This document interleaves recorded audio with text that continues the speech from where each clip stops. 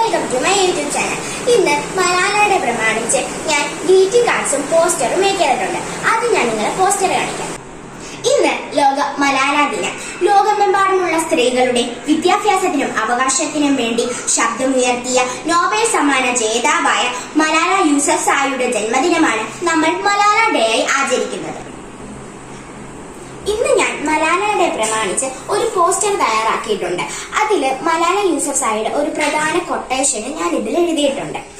One child, one teacher, one pen and one book can change the world. Malala Yousafzai. Greeting card ഉണ്ടാക്കാൻ വേണ്ടി നമ്മളൊരു yellow കളറിലെ ചാർട്ടാണ് എടുത്തിട്ടുള്ളത്. ഇനി നമുക്ക് ഇതിനൊരു സ്ക്വയർ ഷേപ്പിൽ കട്ട് ചെയ്തിടും. ഇതേപോലെ ഞാൻ സ്ക്വയർ ഷേപ്പിൽ കട്ട് ചെയ്തിട്ടുണ്ട്. പിന്നെ ഒരു സർക്കിളും കൊടുത്തിട്ടുണ്ട്. പിന്നെ ഞാൻ ഇവിടെ ആയിട്ട് ഒരു വൈറ്റ് പേപ്പർ എന്ന് വെച്ചാൽ A4 ഷീറ്റ് പേപ്പറാണ് കൊടുത്തിട്ടുള്ളത്. കണ്ടോ, A4 ഷീറ്റ് പേപ്പർ ഇതേപോലെ പശ കുറച്ച് ഒഴിച്ചിട്ട് വെച്ചിട്ട് ബാലൻസ് ചെയ്യുന്ന കട്ട് ചെയ്താണ് ഞാൻ എടുത്തിട്ടുള്ളത്. അല്ല, ചാർട്ടല്ല എടുത്ത് A4 ഷീറ്റ് ആയാലും മതി.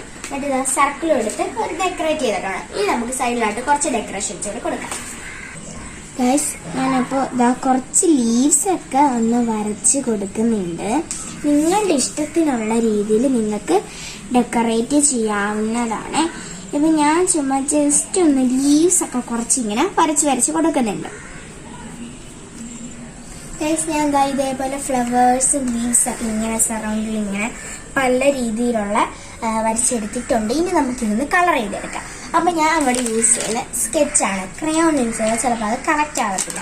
അപ്പൊ ഫസ്റ്റ് തന്നെ ബ്ലാക്ക് സ്കെച്ച് എടുത്ത് ഒന്ന് ബാക്ക്ഗ്രൗണ്ട് കൊടുക്കുന്നുണ്ട്.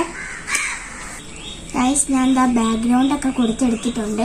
ഇനി ചിലപ്പോൾ നമ്മളിവിടെ വൈറ്റ് കൊടുത്തത് കൊണ്ട് ഇതിങ്ങനെ വരയ്ക്കുമ്പോൾ ചിലപ്പോൾ സ്കെച്ച് ഇവിടെ ആവാൻ സാധ്യതയുണ്ട്.